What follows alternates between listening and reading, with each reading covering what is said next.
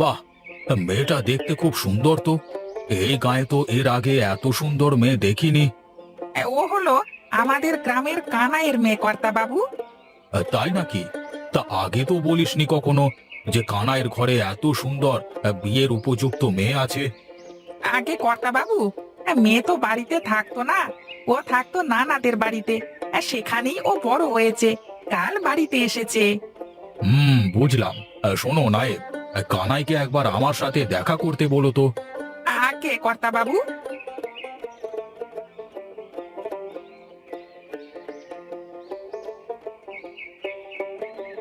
মা, ও মা, কোথায় গেলে? এই দেখো, আমি জল নিয়ে এসেছি। এই তো মা, ঘরেই ছিলাম। তা জল নিয়ে এসেছিস? হ্যাঁ মা। যা মা, তুই এবার ঘরে যা। আমি দেখি কিছু কচুর শাক তুলে নিয়ে আসি।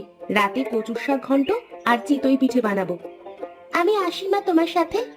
না রে মা, তোর বাবা কিছুক্ষণের মধ্যে বাড়িতে চলে আসবে। আসলে তুই হাঁড়ি থেকে ভাত বেড়ে খাইতে দিস। ঠিক আছে মা।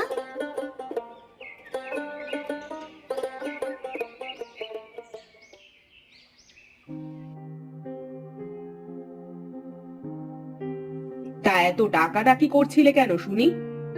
বলছিলাম যে তুমি না আমাদের ছেলে সুজয়ের জন্য একটা মেয়ে দেখতে বলেছিলে। হ্যাঁ, তা বলছিলাম, তা পেয়েছো নাকি? মেয়ে দেখতে কেমন গো?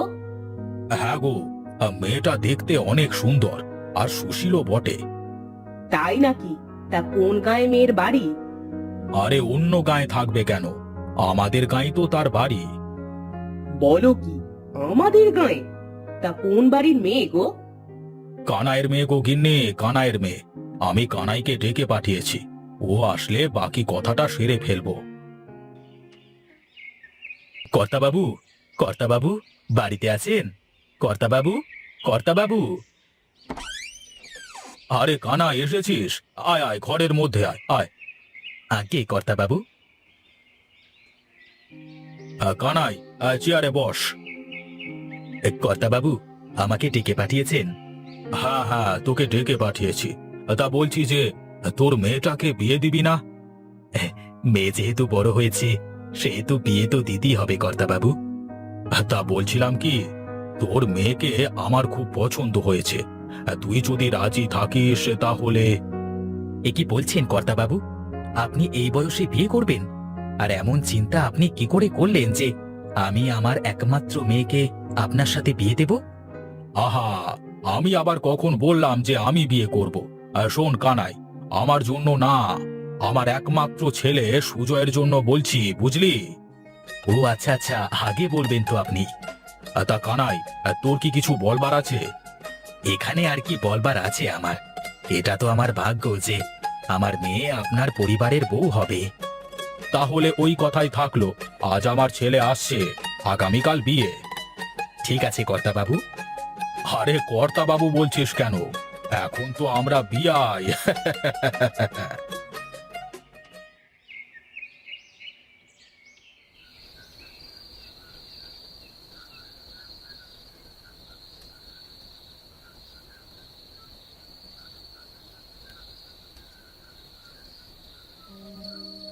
শোনো মেয়ে, তুমি যদি মনে করো আমি তোমাকে বিয়ে করেছি, তাহলে সেটা ভুল ভাবছো। হয়তো বাবা মায়ের চাপে আমি তোমাকে বিয়ে করেছি, কিন্তু আমি মন থেকে তোমাকে বউ হিসেবে গ্রহণ করিনি। এসব কি বলছেন আপনি? হ্যাঁ, আমি ঠিকই বলছি। তুমি কালই আমার বাড়ি থেকে বের হয়ে যাবে। আমি তোমার মতো ছোট লোক ঘরের মেয়েকে বউ হিসেবে মেনে নিতে পারবো না। আপনার বাবা মা তো আমাকে এই বাড়ি নিয়ে এসেছেন, আর আপনি আমাকে তাড়িয়ে দিচ্ছেন? সংসার তো আমি করব, আমার বাবা মা না। তাই বলছি, কাল সকাল হতে হতেই এই বাড়ি ছেড়ে চলে যাবে, এই আমার আদেশ। এই কেমন আদেশ দিলেন আমাকে? এ যে আমার পক্ষে মানা অসম্ভব। তুমি যদি এই বাড়ি থেকে না যাও, তাহলে কালকে সকালে আমার মরা মুখ দেখবে। না না, আপনি এই কথা মুখেও আনবেন না। আমি কাল সকালেই চলে যাব।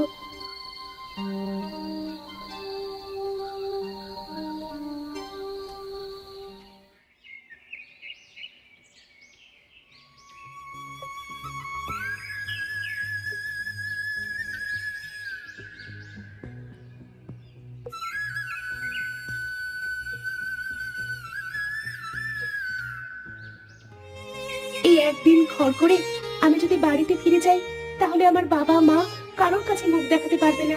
না না, আমি এই জীবন আর রাখবো না।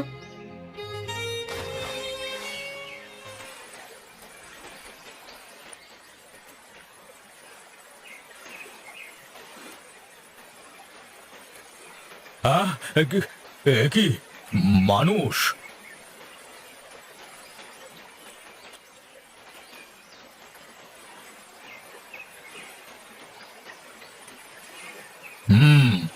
মেয়েটার তো ধাত এখনো চলছে।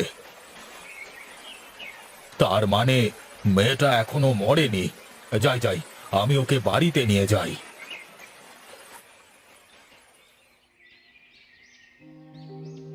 আহ, আহ, আমি আমি কোথায়?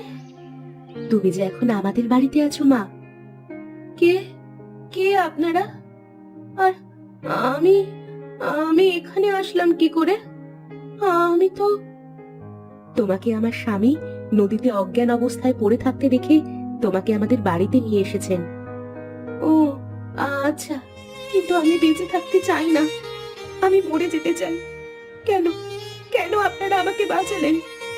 কিন্তু কেন মা, তুমি মরে যেতে চাও কেন?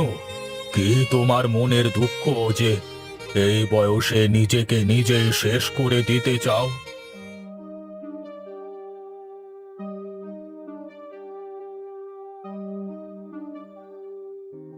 ও আচ্ছা, বুঝেছি। তবে শোনো মা, কারোর উপর রাগ অভিমান করে নিজেকে মৃত্যুর দুয়ারে নিয়ে যাওয়াটা একটা বোকামো। তার থেকে বরং নিজেকে প্রস্তুত করো তার থেকেও ভালো কিছু হওয়ার, যেন সে তোমাকে দেখে আফসোস করে। হ্যাঁ মা, সবকিছুর মৃত্যুই সব না। এই যে আমার জীবনটা দেখছো, এটা কিন্তু এত সহজ নয়। জীবন মানে একটা যুদ্ধক্ষেত্র, এখানে যুদ্ধ করে বেঁচে থাকতে হয়। আমি বুঝতে পেরেছি, আমার ভুল হয়েছে। আর হ্যাঁ, আমি কেন মরবো? আমি বেঁচে থাকবো। হ্যাঁ হ্যাঁ, আমি বেঁচে থেকেই সবাইকে দেখিয়ে দেব গরিব হয়েও কি করা যায়। আমরা তোমাকে আশীর্বাদ করি মা, তুমি তোমার জীবন যুদ্ধে জয়ী হও। আমি তাহলে এখন আসি বাবা।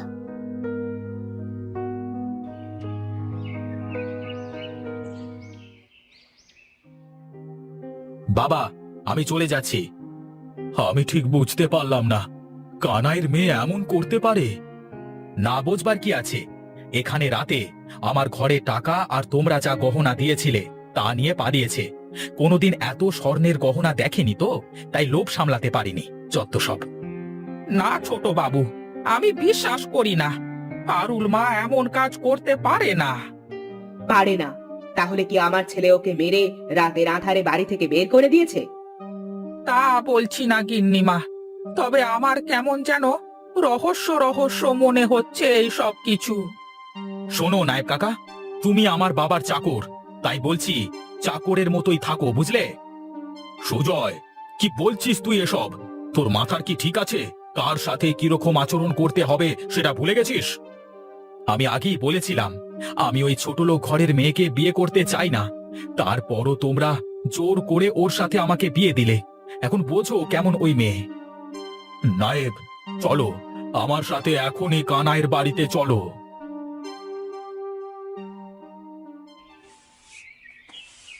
মা, কি রে পারুল মা, তুই? হ্যাঁ মা, আমি। তো জামাই বাবাজি আসেনি? না মা, ও আসে নাই, আর কোনোদিন হয়তো আসবেও না। কেন রে মা, এ কথা বলছিস কেন? কি হয়েছে? বাবা, আমরা গরিব বলে আমাকেও মেনে নিতে পারেনি, তাই আমাকে ওই বাড়ি থেকে বের করে দিয়েছে। বলিস কি তুই মা? সুজয় এমন কাজ করতে পারে আমি ভাবতেও পারছি না। হায় হায়, এ কি সর্বনাশ হলো! আমার মেয়ে যে একদিনের ঘরও করতে পারলো না, এ কি আমাদের কপালে ছিল? মা, আমি আমার ভাগ্যকে মেনে নিয়েছি, তোমরা কষ্ট পেও না। চলো ঘরে চলো। রঘুনাথ, দাঁড়াও রঘুনাথ।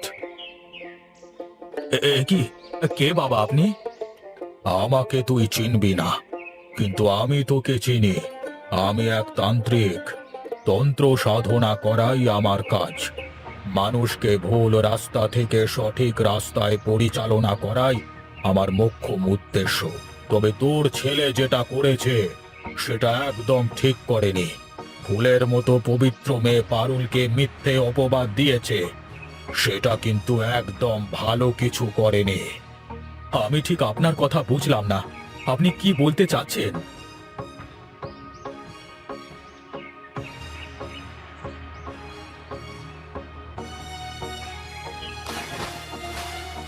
কি সুজয় এমন কাজ করতে পারে? আমি কিছুতেই বিশ্বাস করতে পারছি না। হ্যাঁ রঘুনাথ, এটাই সত্যি কথা। আপনি কোনো চিন্তা করবেন না, পারুল আমার ছেলের বউ। সুজয়কে পারুলের সাথেই সংসার করতে হবে। নায়েব, চলো, বাড়িতে চলো। পারুল, পারুল, বাড়িতে আছো? এ কি, আপনি? আমার ভুল হয়েছে, আমাকে তুমি ক্ষমা করে দাও। আর তুমি আমার সাথে আমাদের বাড়িতে চলো। না, আমি আর ওই বাড়িতে যাব না। যে বাড়িতে আমি একদিনও ঘর করতে পারি নাই, সেই বাড়িতে আজ যাব না। আমাকে তুমি ক্ষমা করে দাও। আসলে আসলে আমি তোমাকে বুঝতে পারিনি। জামা, এত করে যখন বলছে তখন আর না করিস না। মেয়েদের যে বিয়ের পর স্বামীর বাড়ি হলো আপন ঠিকানা। মা। হ্যাঁ রে মা। আমি তোমাকে কথা দিচ্ছি, আর কোনো দিন তোমার সাথে এমন খারাপ ব্যবহার করব না। ঠিক আছে, তবে আমার একটা শর্ত আছে। আমি হেঁটে আপনাদের বাড়িতে যেতে পারবো না। আমাকে নিয়ে যেতে হলে গরুর গাড়ি নিয়ে আসতে হবে। হ্যাঁ হ্যাঁ, আমি এক্ষুনি নিয়ে আসছি।